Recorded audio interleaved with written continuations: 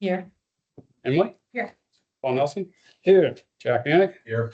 And Brad is here. So with a quorum here, we will begin the meeting and open with our invocations and our pledges to the pledges of allegiance. So join me in standing.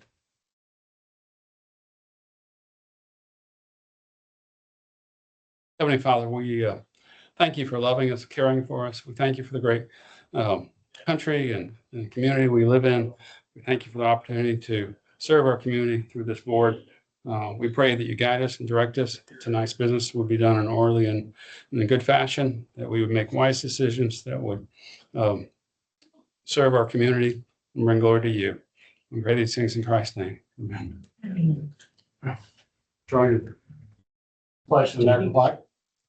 Pledge allegiance to the flag of the United States of America and to the republic for which it stands, one nation, under God, indivisible, with liberty and justice for all. Now to the Texas flag. Honor the Texas flag. I pledge allegiance to thee, Texas, One state, under God, one and indivisible.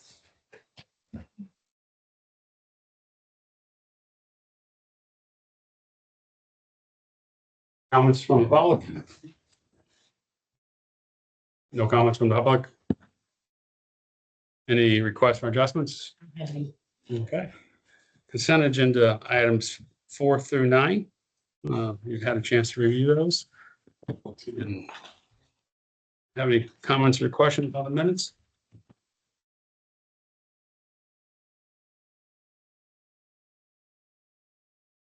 Have a motion to move forward?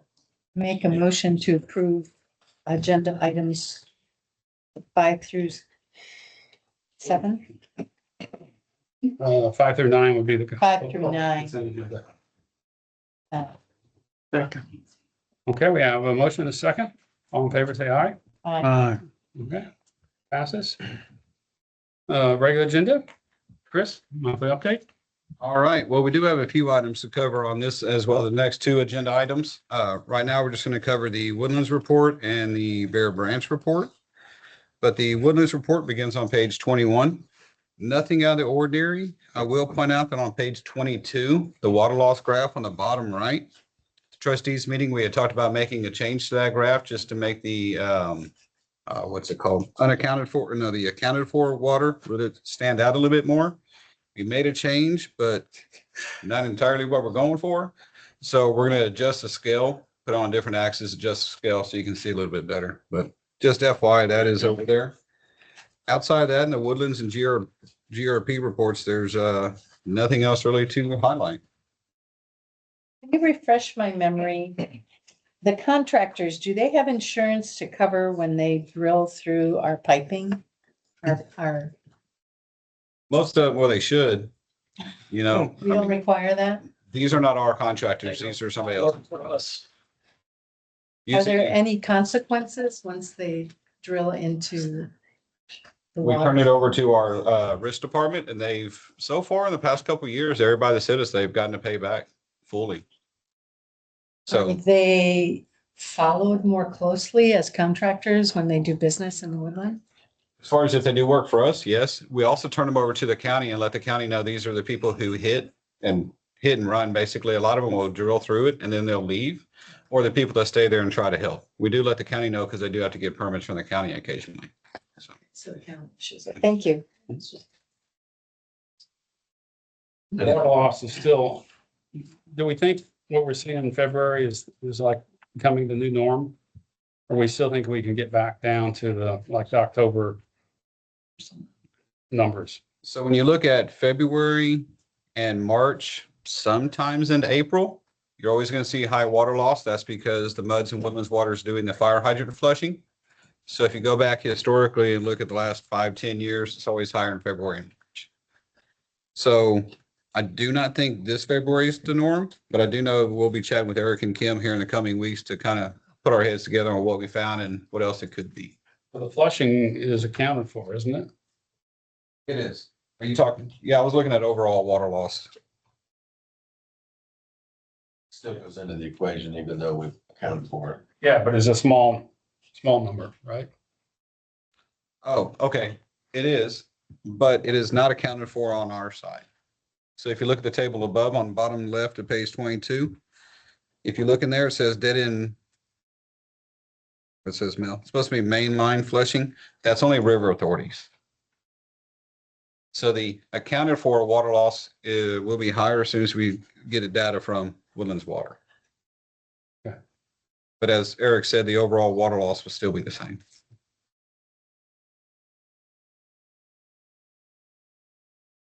Also on page 66 is the, 67 is the Bear Branch report and the update on the projects that they have. Besides that, I can cover any questions or anything else that you'd like me to.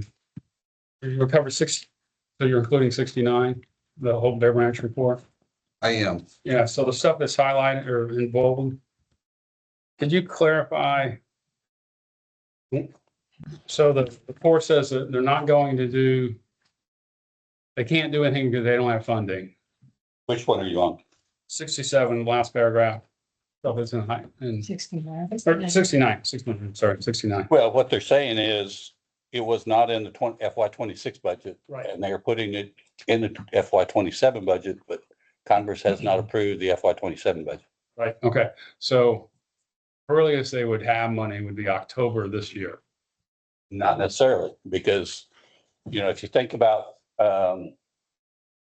some of the funds that we've done for Bear Branch Dam modifications, those haven't been approved till December or January. And so it could be sometime in early 27 before, if Yeah, I said the earliest would be October this year. that would be the earliest, but Yeah. more than likely it's early January or February. Yeah, okay, I just want to make sure when we talk about FY 26 and FY 27, Their approval of the budget always seems to run behind when the budget goes into effect. oh, yeah.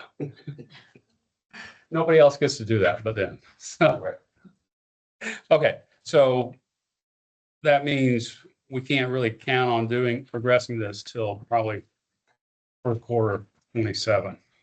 At the earliest, yes. Unless there is some other funding source that becomes available. I have a question.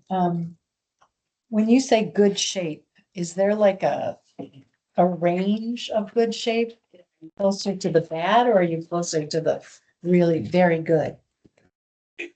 I'm assuming you're talking about some of the comments on page 67. Yeah, it's very vague. Okay.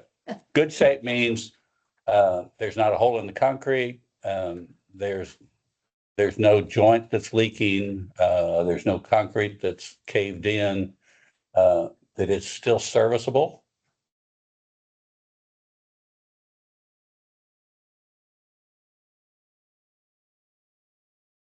There may be graffiti though, but that doesn't Add to impair the- the function of the To the dam. glue, right?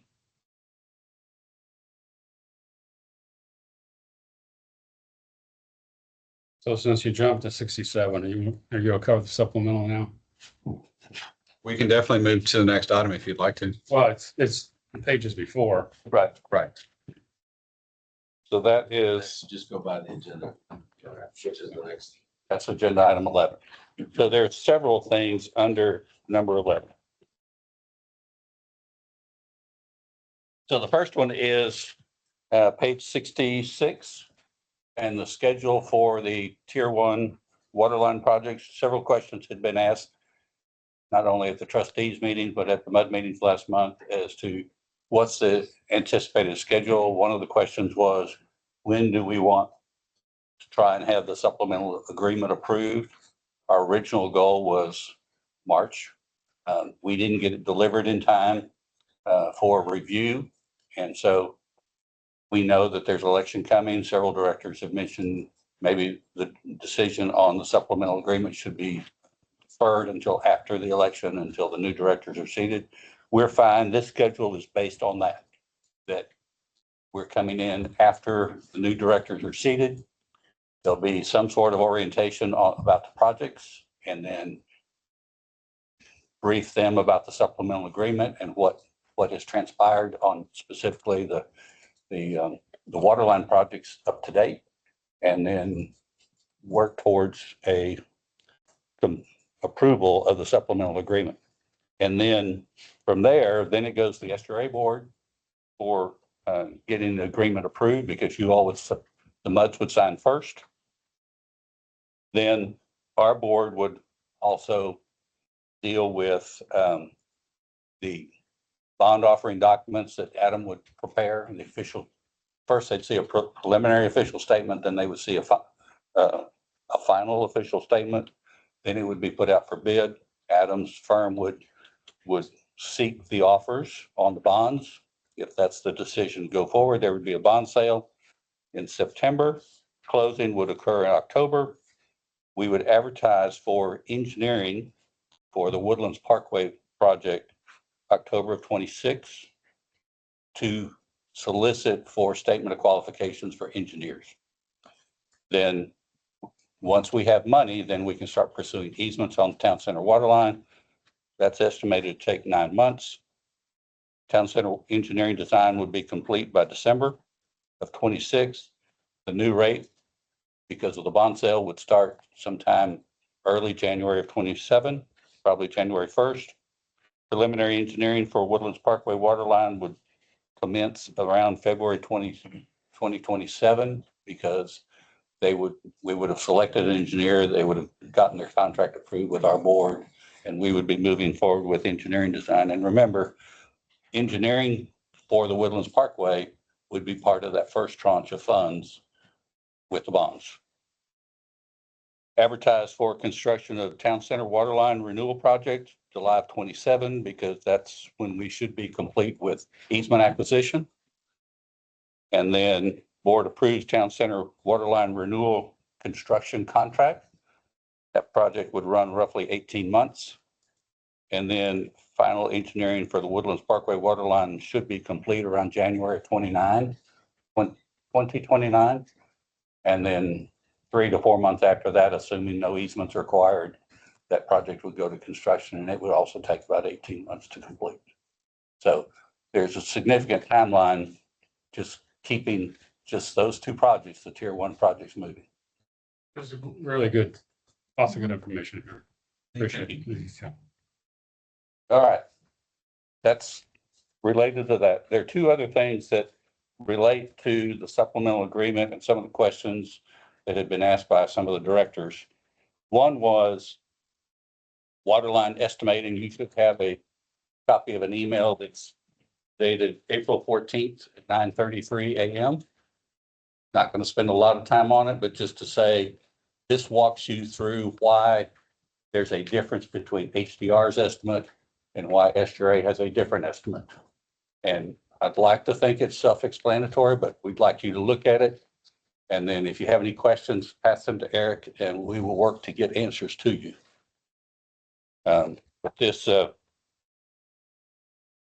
we're looking at 3% inflation annually. We've got all the various aspects of the construction cost that would be our project costs that would be in this. The only thing it doesn't identify is if there are any easements that would need to be acquired. And this is the Woodlands Parkway project. So the next one is the April 13th email, and it's quite lengthy. Talking with Eric, we kind of realized that maybe we haven't brought enough information to you all for you to understand how we define or identify projects, how they get put into a project plan.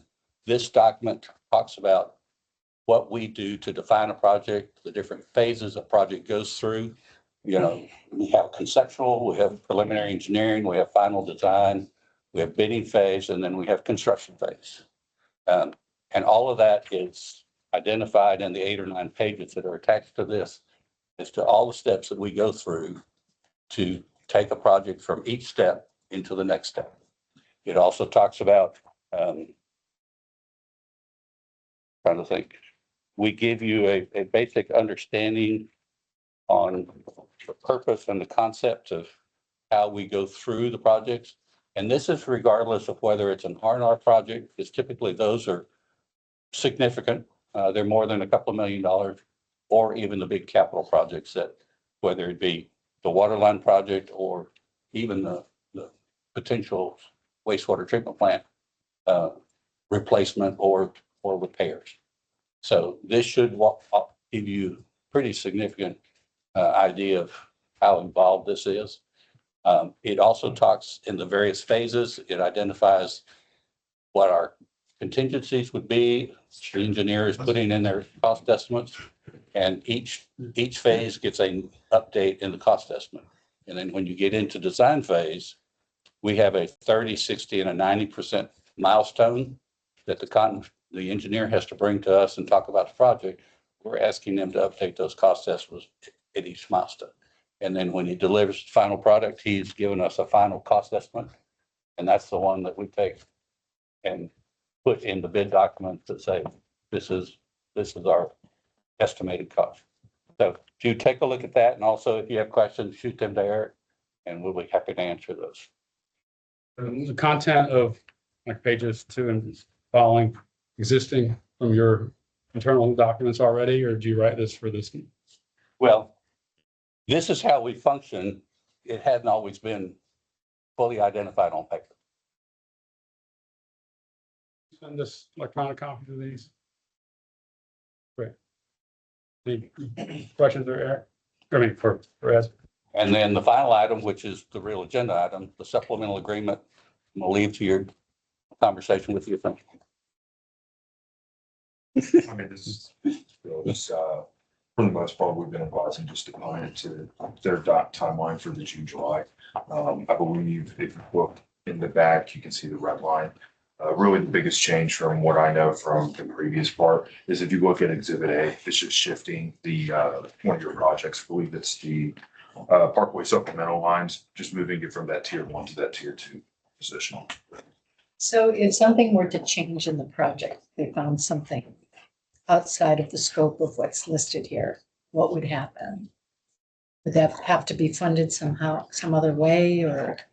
It would be brought to your attention, because like, for instance, the town center project is mostly design, so they're gonna be finishing the design.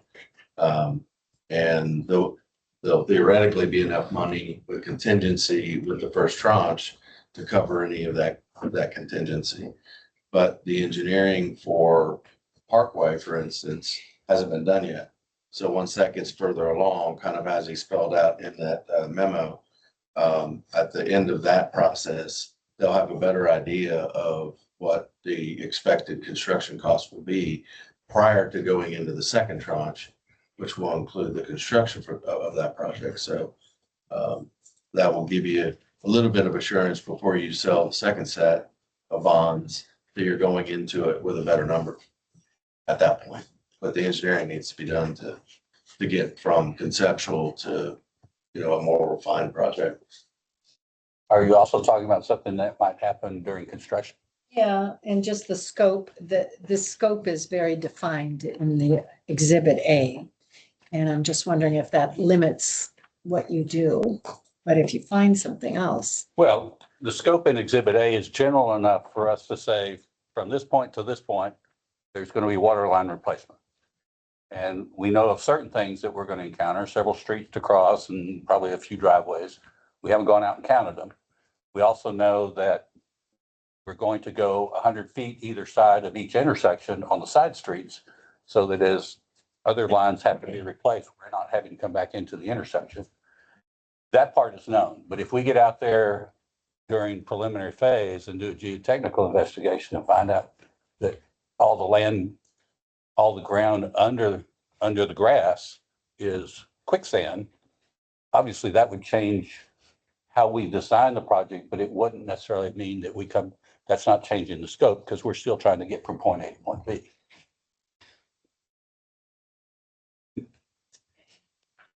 And contingency funds, if they're not used, they're gonna be rolled over to another project, or what's gonna happen? They roll into, if there are contingency funds left over from, say, like the first project, they would roll into the second project. If there are still funds left over, those would roll to tier 2. And then if there are funds left over after tier two, they could go, the supplemental agreement allows them to go to the R&R fund. Section 8 of your agreement. We did say though that they only roll so far. It can't be used for other projects. But it says it can go into R&R, Section. That's what I mean. and you all have control of what goes into R&R.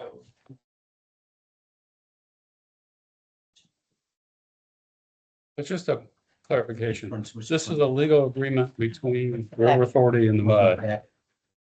And are there independent law firms representing both parties or the same law firm representing both? Same law firm, different individuals. Chinese wall. All right. Chinese wall. That term, but Basically, there's a separation between the two attorneys.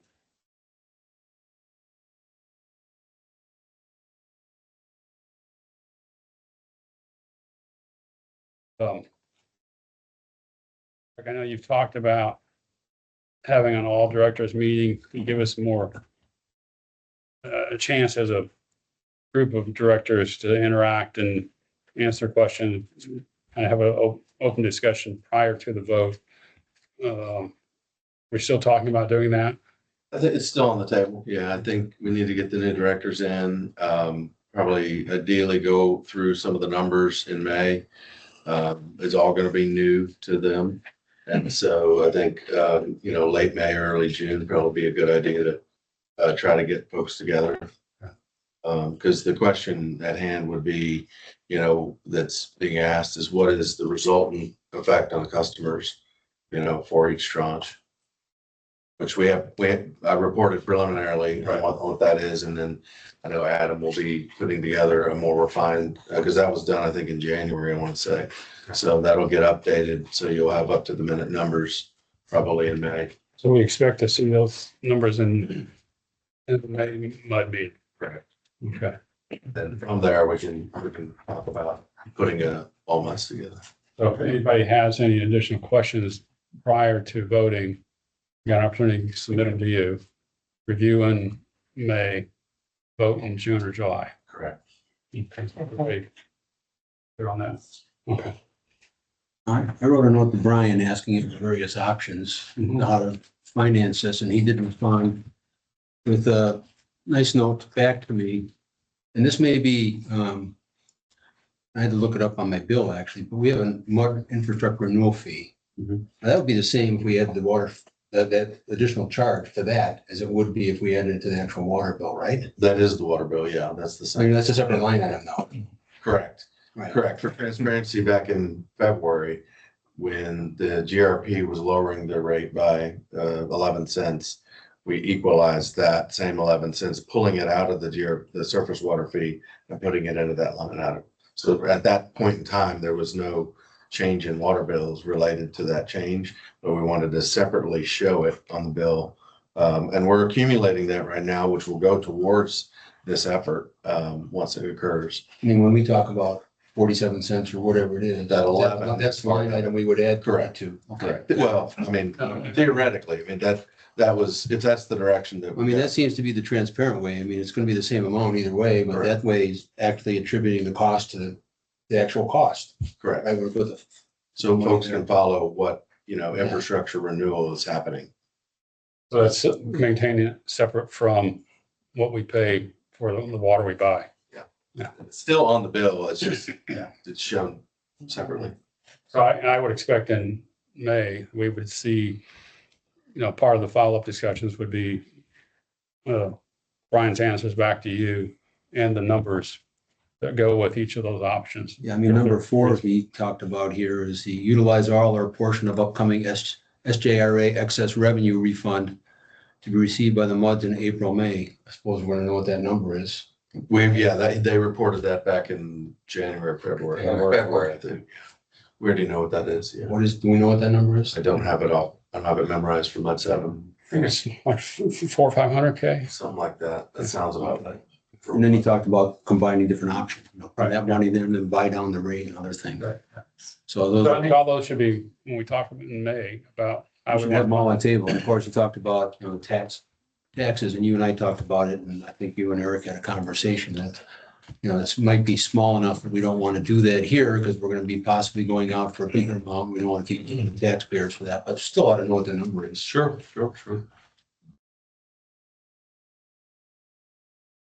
Okay, anything else on supplemental agreement? Thank you. Yeah, thanks. 12? All right. So I'm going to be speaking from a one-page sheet that's up here. If you don't have one, let me know. I can pass it around. It is dated April 26. So this is in regards to wastewater plant 1, April 2026? 2026. Yeah. I got it. So if you watched or you were at the trustees meeting, the River Authority had one recommendation on path forward for wastewater plant 1. After that conversation, we had internal discussions and we have a different recommendation we're presenting today and to all the MUDs this entire week. So essentially, I'm gonna skip the top part, just get down to the bottom part, but we've been looking at wastewater plant 1 for about 5 years, spent just over $3 million doing various studies, condition assessments, so on and so forth. And there's currently a study that's on hold to do a comparative analysis of 4 different options: repair in place, replace in place, new conventional plant, new MBR facility. What the River Authority is recommending is that we stop that study as it sits. We do not do the 4 comparative analysis options. What we do, though, is we move forward with a repair in place option. Okay. Second item that we're recommending is when we stop that study, there's already like $280,000 left in the budget to finish out that study. Instead of finishing out, we take those funds and we apply it to right size the facility, right? So we don't think it needs to be $7.8 million or 7.8 million gallons a day. That's what Freeze Nichols came up with. But we want to use the information that Woodlands Water came up with on SFDUEs, see what TCQ wants as far as the whole requirement of 2-hour peak flows, daily flows, design flows, all that good stuff, and then have them help us determine what the facility size needs to be. Because if you can repair it in place, you could repair it at 7.8 MGD, but if you don't need 7.8, you're wasting money on concrete. But if you want to go with 6, but you need 7, then you got to build it later.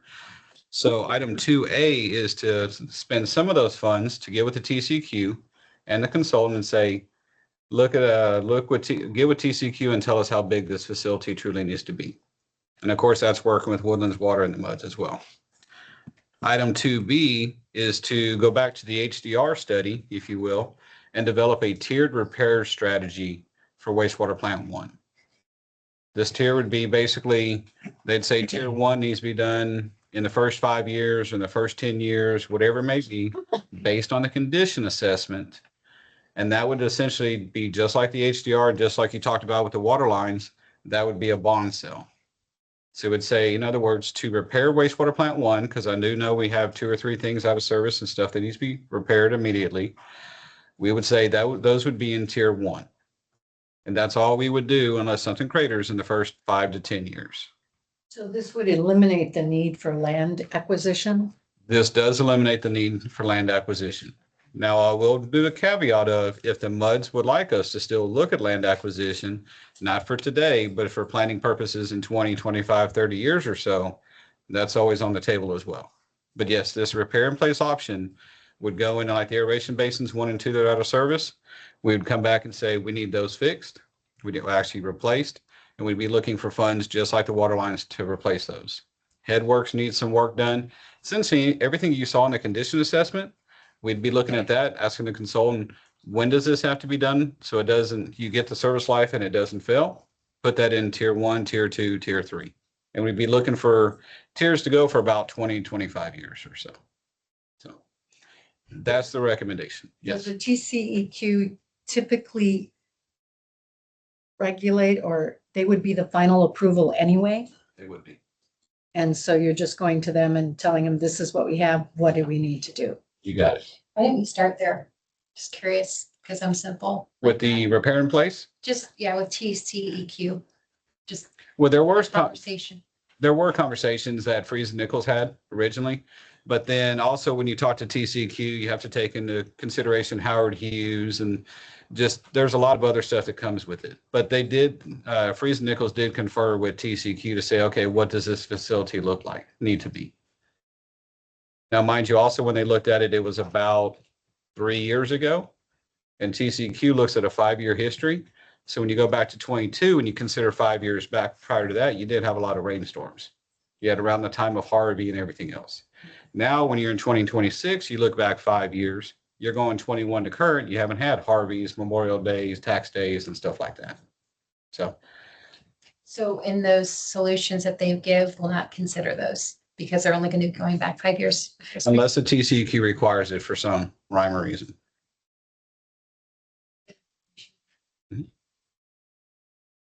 So we are, yes, sir. Are you asking each of the MUDs to approve this? Not so much approve it. What we're asking for the MUDs to do is direct their trustee how to vote at the May trustees meeting. Correct. And this is cash we already have on hand from an existing project. There's no budget amendment. It's just a scope change on our side with the consultant that goes to our board. Looking at this, when do you begin construction, begin doing some work, actual work? Shovels in the ground, you've got 3-4 years. So In that time, you would not be doing anything to this plant? part of this is, so aeration basins 1 and 2 are the biggest party. They were fully designed back in 2020. It's been 5-6 years. They need a redesign, go back to TCEQ, change up a few things. That process, give or take about a year, right? Could be a little bit shorter. But the process you're seeing on the AC water lines and that supplemental agreement, we're going to need to go and do the same thing. Y'all get the agreement, we talk about it, how's it going to be paid for? And that's not a 1-month process. That's assuming quickly 6 months, right? Then we have to get the bonds and everything else. But in the meantime, like the big project, Aeration Basin 1, we're going to be looking at how can we go ahead, we know we have to coat some stuff. That's easy stuff. Coating, designed for 3 to 6 months. Then you get a contract, you knock it out in 18 months. So there's things that can be done sooner, quicker, but aeration basins, you're probably 3 years out, and you probably have 2 years of construction easy on that. So it wouldn't be running for another 5 years, the aeration basins. That's what I'm hearing. Correct. And that is another reason why when we talked internally about this memo, we can't wait another year or two, because then it could be a cash call to the MUDs to say we've been pushing off and waiting, because the aeration basins have been out of service since 2012. And so you're going on 14 years. If you wait 2 or 3 more years, you're going to be basically 20 years. So yeah, they need to be put back in service. A couple clarifications. It sounds like 2BI or 2B1 is similar to what was done earlier when there was talk about delaying the construction of a new plant. There was a list of, if you don't build a new plant, you should have to do all this work in the next 5 years. You got it. Is that, I'm like, Yep. Similar to that? Yeah, we're going to go back to Corello and say, okay, here's all the stuff that was said before. Space that out in actual tiers. It could be 5-year increments, 7-year increments, 10-year increments, whatever it may be. So it's not anything from that presentation that we followed back in September, was it? You know, with the slides and all that, we would be doing this here. And I'd have to go back and see that one. I think when Corello and Mira presented at the All Mud meeting across the street, I want to say it was last April or May. And we'd be following that general overall thing. Thing is, we had the condition assessment done. We did not ask them to price any of that, because I thought at that time that's going to be rolled into the 4 options. Now we're going to go back and say, can you price that and break it up to when it needs to be done? Yeah, it sounded like, so you're asking the MUDs to vote this month to give direction to the trustees, so the trustees can vote in May. In May. Correct. Okay, so you've had 2 meetings already, right? 2 or 3? 3. 3? Oh, or maybe, yes, you've had 3. 3, yeah. This was a surprise to us. Right. It must have been a surprise to them. Can you tell us, did they actually take action and provide guidance to their? Voted in favor of it. Yeah, Well, directed their trustee to vote in favor of it. If I could, questions and comments, what, was there a package plant there when this all started?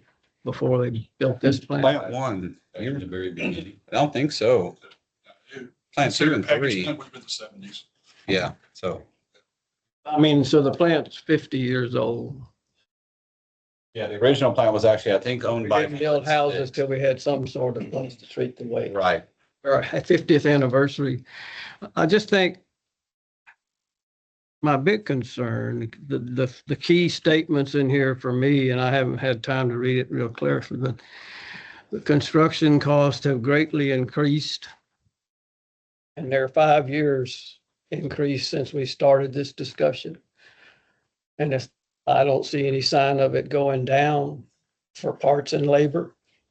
So we've got to keep that in mind, that we just put off a whole lot of this stuff that's going to cost a lot more 5 years from now.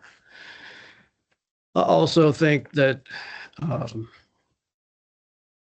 I guess as far as TCEQ, I mean, what we have to meet there is the 4Q rules and the flow, because if we don't get that right, we do need it. We've been trying hard to do it, but we do that right so that we don't have overflowing pipes and tops and pump stations, et cetera. So I think that's just what bothers me again about the fact that it's 5 years older. And I don't know if we're going to stop buying land or we're going to continue, because that's something that's going to cost a whole lot more when Yeah, you my decide, oh, I think we'll do this. And those things that we were going to buy are now 12% higher.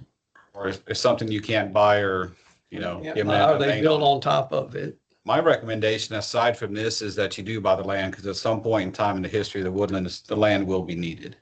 Not today with this, but at some point, the land would be needed. And I think all that leads to the biggest problem I have, again, has always been, the priority to me is to not violate state and federal standards. And I don't know if there's anything in here for where it says catastrophic failure. Because some of this stuff could do that, right?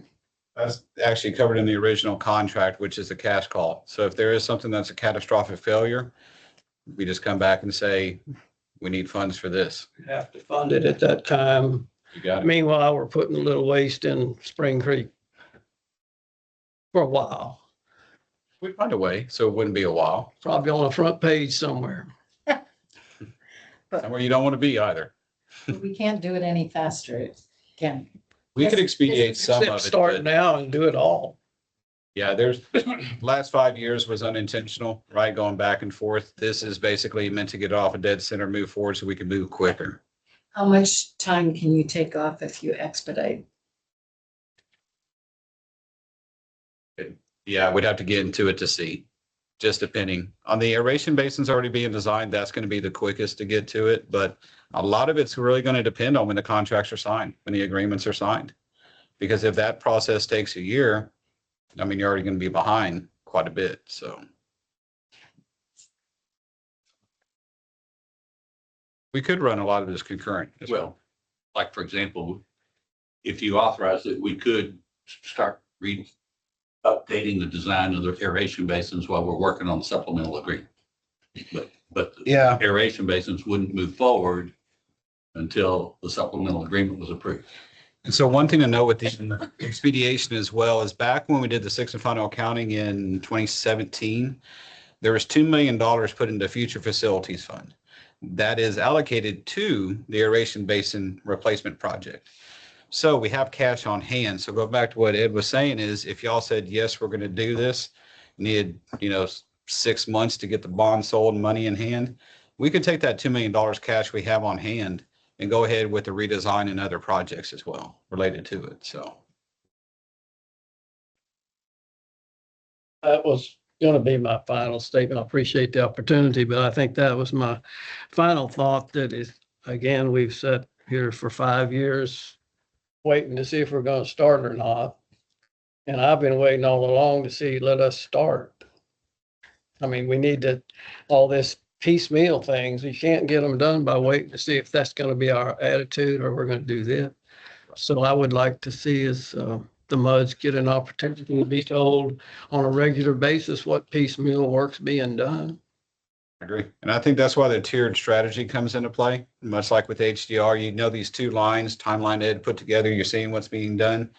Same thing with this tiered approach on the wastewater side, it would be put into the 10-year project plan. And you'll see when everything's going to occur along with potential bond sales as well. With expediting projects like this, what's the Thanks, sir. downside? Sure.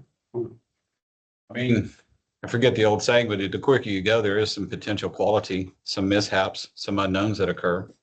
A lot of it is not so much on the construction side. It could cost more if you expedite it, right? So if you're on a contractor 24/7, you don't actually get a lot more production, but you pay a lot more for it. And there's only so fast you can go on the engineering side. Let one of y'all chat about that. But I mean, there's only so many things you can do to expedite that. So There's not much you can do to chew off years. You might be able to chew off months, but not years. I mean, this would contemplate you're having to demolish and rebuild in place. So that takes longer than coming over here and building new. Correct, yeah. So that in itself is gonna take longer just to address this basin or that basin, whatever. So, I mean, the engineering is the engineering, you know, all the bidding and the legal docs I mean, that's all. Now, with a little bit of familiarity, kind of going through the supplemental process on the water line, because I don't think any of us were here or most weren't in 2017, the last time that occurred. Now we are here and we're going through it, you know, some of us for the first time. So I think that may help some timing too in the future. But there's no big earth shattering thing that's going to knock years off at this point. At this point, we're being asked to authorize Brad to vote on this at the next trustee meeting, whether to go forward with the study or not, correct? Well, I This is move more- that- It's this is not a more than study. This is action of moving forward with a whole, Stepping away from the. Yeah. Re- no more studies. Well- Like, this is an action item with TCEQ. To move down the path of. Do we have to make a motion? But it's form of the engineering study, right, to put some structure in place. it is. Yeah, but it's The final study, if you Well, will. I mean, it's not a study Not in terms of study. when we're gonna make a decision what to do down the road. We're basically saying they're gonna be able to go ahead and put a Right. plan together. Correct. That's what we're voting for. Correct. Can I, before we entertain, and I guess you were saying we don't need a motion, but before we entertain a direction, a couple things. You mentioned a support for future land purchases. I'd like to see a basis for that. Recommend, and if that is a recommendation, what numbers drive that? In light of the Woodlands being mostly built out? What drives that? And it sounds like you've got a lot of energy, or you got certain energy for that. And Now, what I'll tell you, it won't be anytime soon because I'm. well, yeah, but we're not gonna buy any land anytime soon either. Well, that's true. Yeah, I got no money. Yeah. So, but I don't want to have that out there as a open item that somebody said that we needed more land, but nobody knows why. Yeah, gotcha. And if we can close that loop and come back with a, structured recommendation and the timeline, and what drives that, and certainly the new SFDUs should build into that as Right. far as their outlook on that. The other thing you mentioned, right sizing the plant.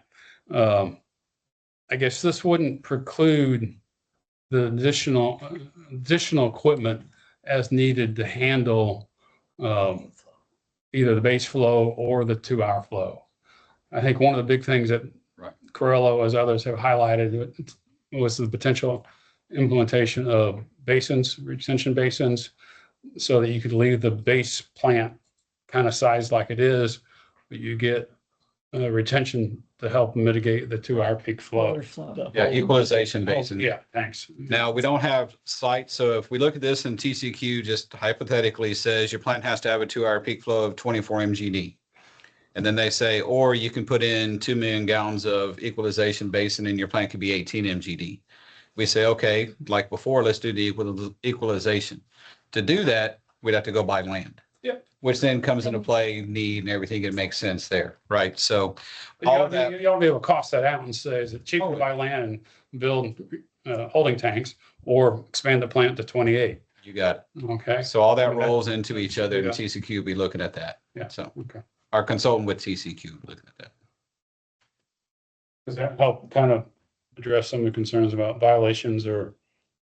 Well, I mean, the base plan looks like, I mean, we haven't had Slow it base violations in a long time, or ever, I don't think, on the base Well, but plan. that's one of the things, they aren't there yet.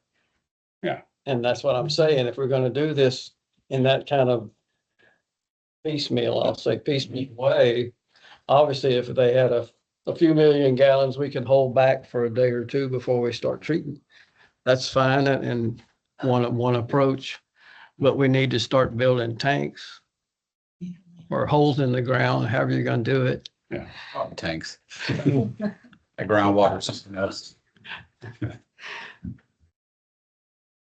Okay, so do you all want to have a discussion or talk about direction for me next month? I kind of like it. Right. To be honest with you, Well, I I like think it's great. moving forward. Yeah, I'm in favor too.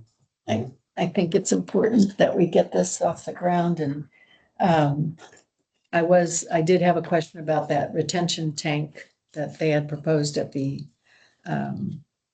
presentation. I thought that was a really good idea for maybe cutting down on the cost. So I like this plan personally.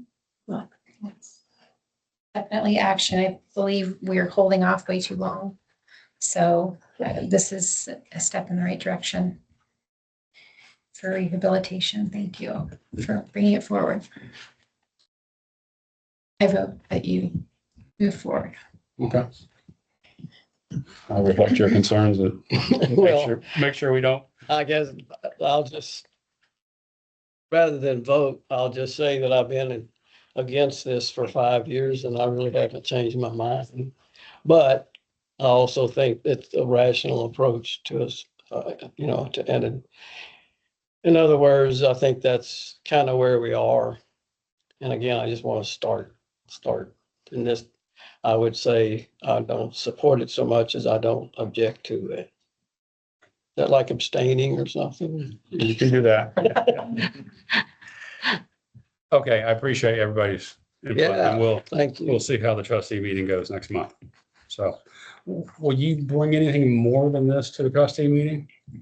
I'll bring Ed. This is all I plan. If there's something else that's needed or something else that we can find, that another mud asked for, we can bring. But I don't think there would be anything else. You might have a before and after. This is the path we're down. This is the path we're going down. So it's clear we're laying down the build new. And the decision to buy new land is off the table right now, but could be brought back. We can look at doing that. We'll And see how how the money flows and, because there's a lot in these. I mean, There is. you take the key actions, maybe what are the key actions that'll happen the next 6 months, 12 months when we implement this path? That was the other thing that I was going to bring up. The one thing that we do not have now, because we need to get the general feel that we may have in time for the trustees meeting, is the bottom sentence says expected to be under 200,000, expected to take 6 to 9 months. Over the next month, we can hopefully refine that and get a decent level of scope with timeline and an estimate to say a lot of what you're talking about. So if we get that, we'll definitely bring it. Because it seems we would be approving, or if that's what the Board of Trustees does, that we're approving a concept. And that, things could go wrong in a hurry, or they may swell, right? May be fine, but I'm saying there's nothing in here that holds us to any dollar amount or any timetable except trying to do what we can in a timely fashion.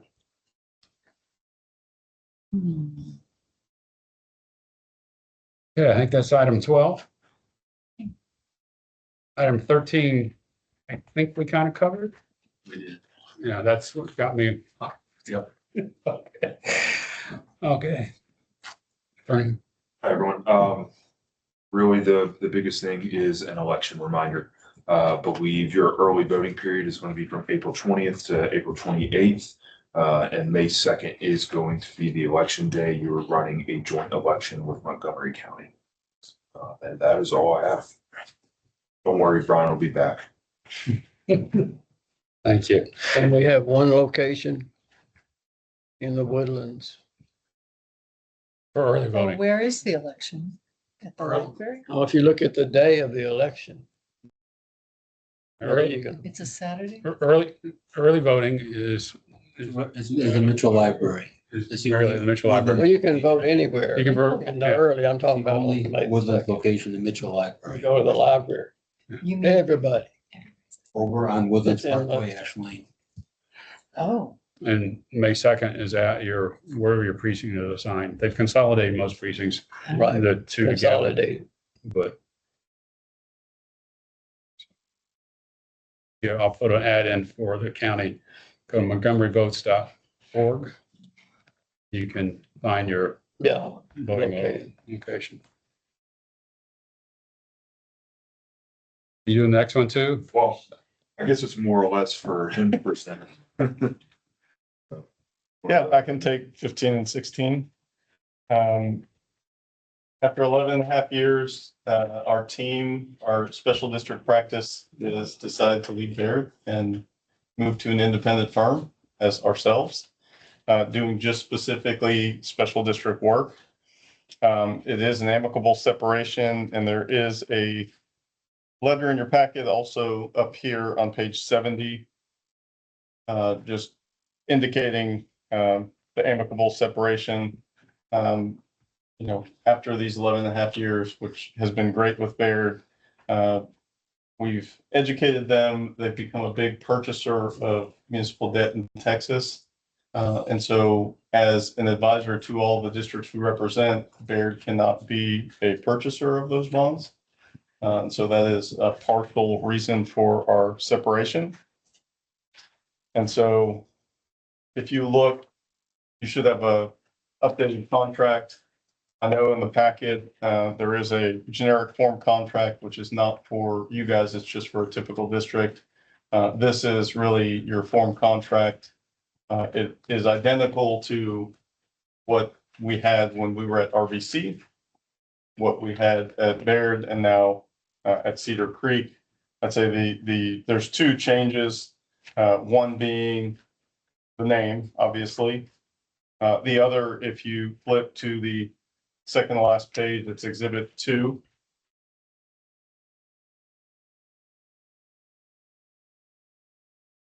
What we're asking for on number 2 is an annual service fee of $5,000 to cover, efforts involved throughout the year, whether that be attending meetings, travel time, tax rate recommendations, exemption analyses, budget meetings. But other than that, everything else is the same as the previous contract. is that 5 or 10? 5. So in the packet, it's 10. That's just the form contract that we had sent to Schwartz Page. That is what a typical district typically pays. And because the 10 districts work together, and a lot of times we're meeting for multiple districts, we reduce that to 5,000. And that equates to about 14 hours. These agreements have been reviewed by our office. I believe it's a 30-day termination notice. And in regards to your previous contract with Baird, they're waiving their 30-day notice, so that's not something you have to worry about. Baird acknowledges that they don't have the staff to represent special districts, so they're asking specifically to be terminated because if they were to resign, there could be perceived with respect to the SEC, a cooling off period requirement, which would preclude them from bidding on future bond issues. Not necessarily with this district, because you don't anticipate selling anything anytime soon, but just districts across the board. So you must have some guidelines that above. When work exceeds what you think is it covered by the 5,000, you jump up to the 350 per hour. Yeah, but we won't. Have you? We've never charged the hourly, Okay, and it would be too difficult to track. So that's why we've gone to a flat fee, and we would not come back for additional request. As a public entity, do we have any responsibilities or guidelines to do a open bidding on a new contract like this? Financial services. Services are excluded from that. Architect and engineer, you would.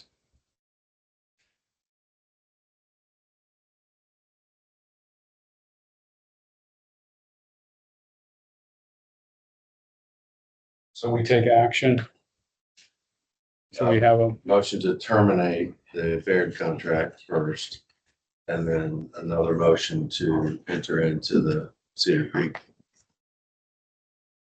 And I so move that without repeating it. I think we ought to have a clean repeat, but I just want to make sure Then you do. we have any other, I mean, to me, I understand the situation, but this is foreign to me not to open up this into a bidding or a Oh, open business. Request for qualification. Yeah. You got to terminate your current. But sounds like this is industry practice. we're not going shopping. Not going shopping, and they're good rate, and I mean, I guess, They've been doing this for, yeah. So, And keep in mind, the professional services contracts are always terminable with 30 days notice. this is for You- financial I only. think it, from a professional standpoint, it's like engineers, you don't take the low bid necessarily. It's the best qualified. you condition bid, yeah. You can't say, well, they'll do it for 4,500 instead of 5,000. Yeah. You can't do that. It's based on their, So you want to make a motion for item 15? so move. All in favor? So I'll state it. You said, All in favor? Yeah, all in favor of terminating the financial advisory agreement between district and Baird and Company? Say aye. Aye. Any opposed? Okay. Now, quickly, we need to fill that gap. Oh, man, Have a motion. Can I get a motion? I just feel like I don't know any of these answers. I don't know what the typical contract looks like. I'm just what we're committing to. We're just, Same terms that you had committed to, yeah. Yeah, they're the same terms, yeah. Exactly. And the top boxes are only if you were to sell bonds, but it's highly unlikely that you will. So I'm requesting a motion for item 16.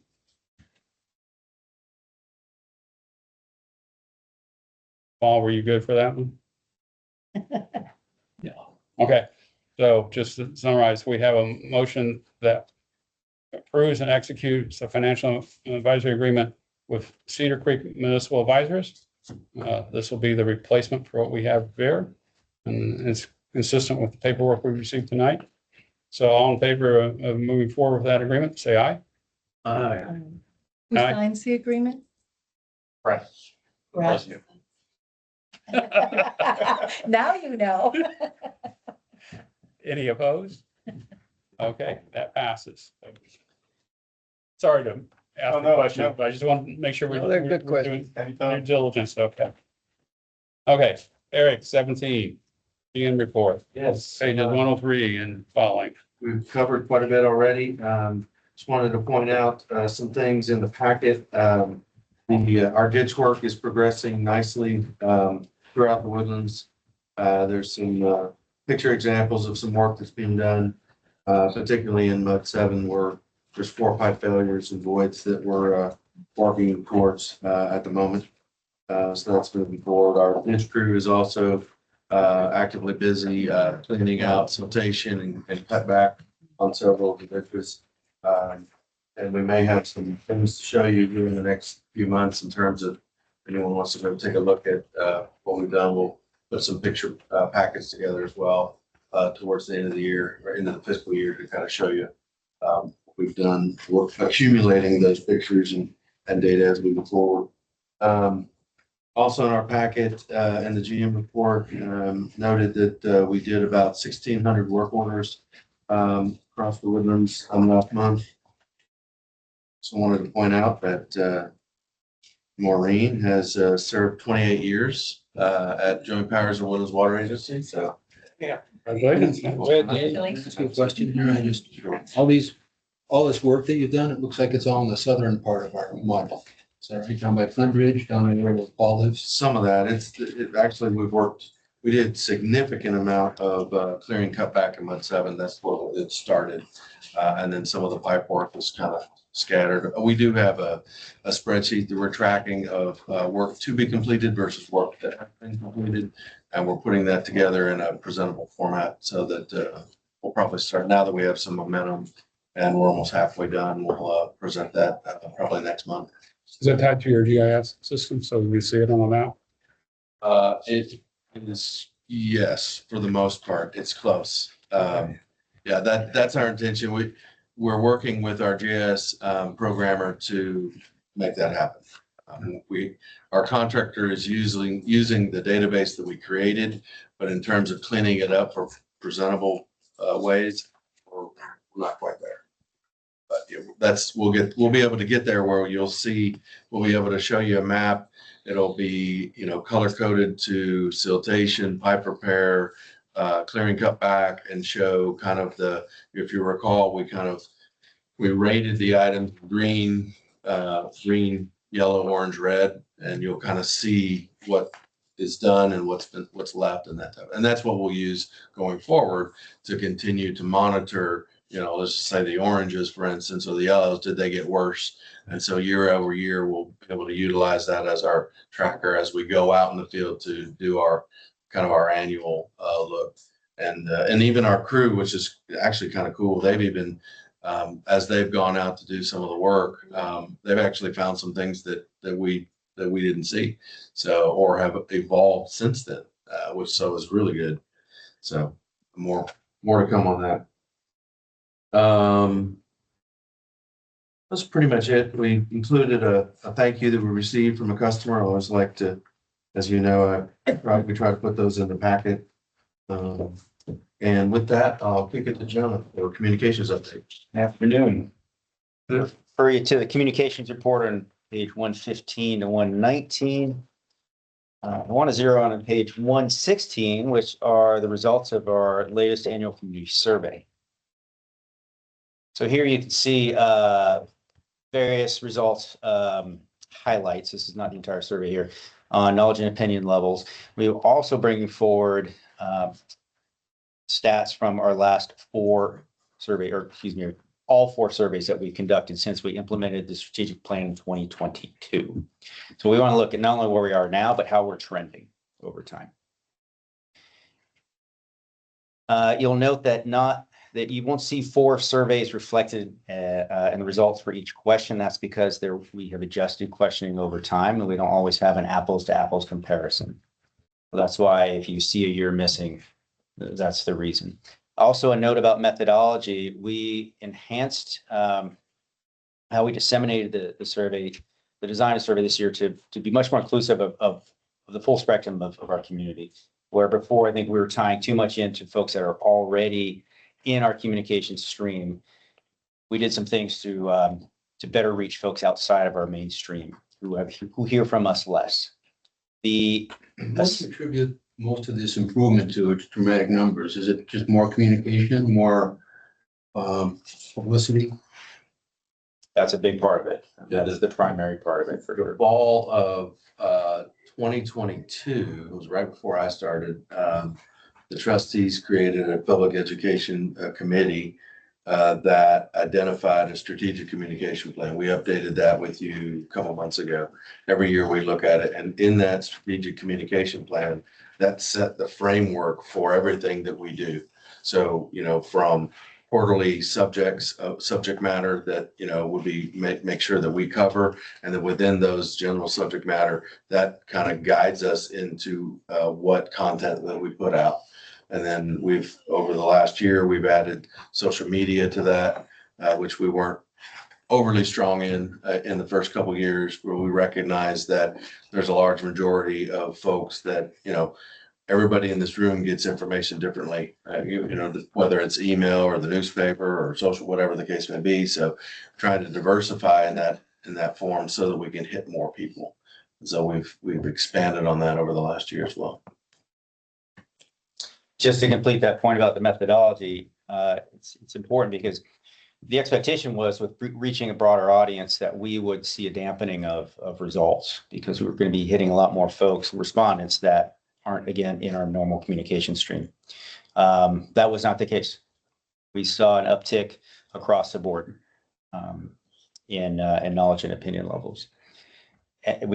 We didn't knock it out of the park with everything, and I'll point to a couple of those as well. But the good parts here, how familiar are you with Woodlands Water Agency? We're up 31% in 4 years. Favorable opinions of Woodlands Water up 44% in 4 years. MUD's up 64% since 2022. I'm curious to know if they know about voting for their MUD representatives. They don't. That's not on the highlights section. Okay. But we came in about 31% of folks said they were aware of the MUD elections. Oh, we did have an insert. No, they have not. Good, right? There's one in there, Yeah, they, announced the vote, yeah. But the process, I think, I don't think they know, a lot of them don't know Or that when there are to mud vote. directors, I guess. probably. Yeah, and by the way, so that QR code in the bottom right, so I encourage you to scan that and see the full report. You can see all the questions there. The one you just asked and everything else, and with analysis as well. Again, these are just some highlights. Continuing on, okay, we've increased almost 50% from 2022 and folks understanding where our water comes from. Still a ways to go because we're just over 60%, but that's a very nice trend upwards. When we look at satisfaction levels, again, good numbers here. Folks stating they're very satisfied or satisfied. Customer service, 86% this year. Folks satisfied with the value of their services, 78%. That's up 21% from 2024. And folks satisfied with our communications, we're over 80% there as well. I know that there are opportunities to improve for sure. We see a real need to help folks better understand the various roles and services provided by the partner agencies. There's a lot of confusion over there about who does what. For instance, 37% did not know that SGRA is our wholesale water provider. So room for improvement there. And then another area that we need to keep our foot on the pedals with infrastructure renewal communications. 35% said they were very or somewhat aware. 36% said they were not aware at all of infrastructure renewal. So we will continue to emphasize that as we have been. Again, scan that QR code. And if you have any questions about anything you see there, please let me know. Good job. You guys. I have a comment about what we just talked about earlier tonight, which is the authorizing the additional penalty on delinquent real property taxes.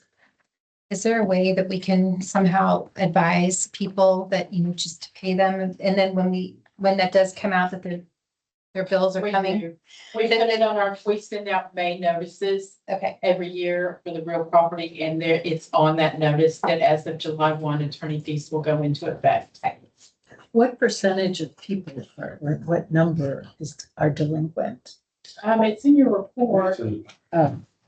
Yeah, it shows how many, well, it shows the balance unpaid. Okay, and what percentage that you're at this point on the tax report. The numbers tend to map year to year. Well, they're close, yeah.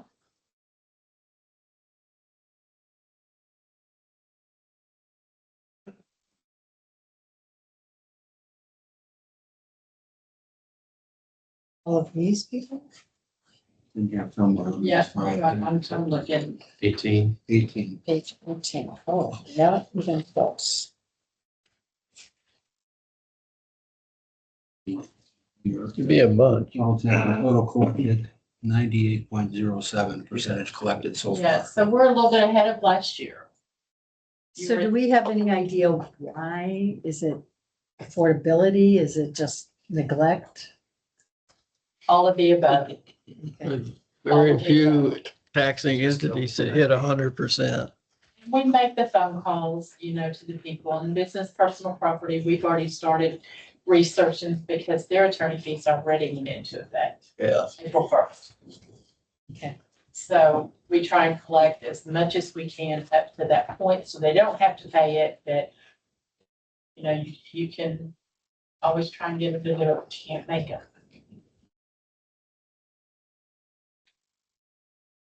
Any other questions for, I was just curious about that. item 18 is trustees report? Eric, I don't know, I think we covered most of what's in here. Yeah, the only thing we hadn't talked about was there was a conversation about a couple MUDs that are interested in consolidating. Years ago, in 2018-ish or so, MUDs 2 and 40 consolidated to become MUD 1. And MUD 1 and MUD 6 are potentially interested, with maybe 36 being in the discussion.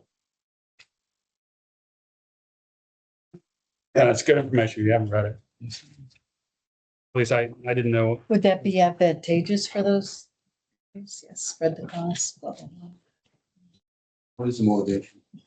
Curiosity. Efficiency and cost savings probably would be the biggest benefits. You said 1 and 6? 1 and 6, yeah. 1 and 6. You're looking at places that have comparable tax rates and water rates. Yeah, there was a question asked today about, is it geographic? And it's not, it has nothing to do with that. So the reason they're geographically close is because they're a couple of the older districts, which also kind of leads to why their tax rates are similar, because they're of similar age, their infrastructure is similar. Whereas you look at, 46 and 47, for instance, they're newer, their tax rates are much higher. I say not high, but much higher compared to 1 and 6. They're still really low, but there's a gap. So you'd likely want to look for districts that have, close tax rates to each other. Nobody has to eat. Yeah. Is there a equalization of number of households within every month? No. Oh, I think 46 has a heck of a lot more households than we do. Okay. If they consolidate, what's their time frame looking to do that? Based on my research of what occurred in 2015, 16, 17, 18, it took them about 18 to 24 months to get it done. That's one that requires voter approval. Yeah, it would need to go to the voters. That's right. Well, then they'd have to have an election for their own directors too. Correct. Okay. I hadn't asked that. Any need to go and close? Okay. Well, no, Tony takes over. Anything? Anybody wants to call off for future agendas? I think we mentioned stuff that will happen with the treatment plant 1, supplemental agreement. Topics to come on those. Also, the various financing options, Financing options for the supplemental agreement. cost associated with those financing. Yeah. options. Okay. Anything else? Okay, we will close the meeting.